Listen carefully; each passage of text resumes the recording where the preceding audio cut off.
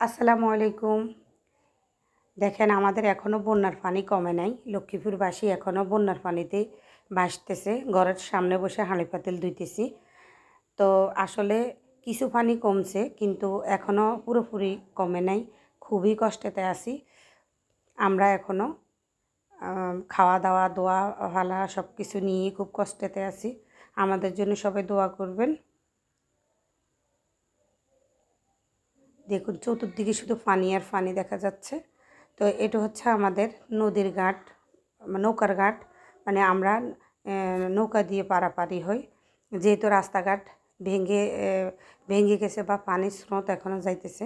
তা আমরা নৌকা দিয়ে রাস্তা পারাপারে হই। এই যে এখানে এসে আমরা কিছুক্ষণ আগে নামছিলাম। সবাই এখানে নামে, আমাদের প্রায় 20টার মতন নৌকা চলাচল করে।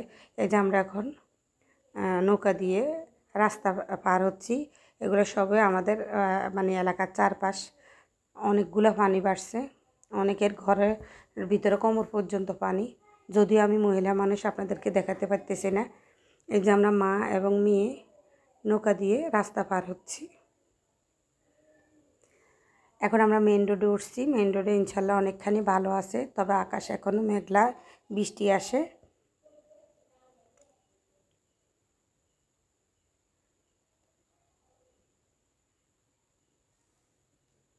এই যে রাস্তার অবস্থা একদমই ভালো না।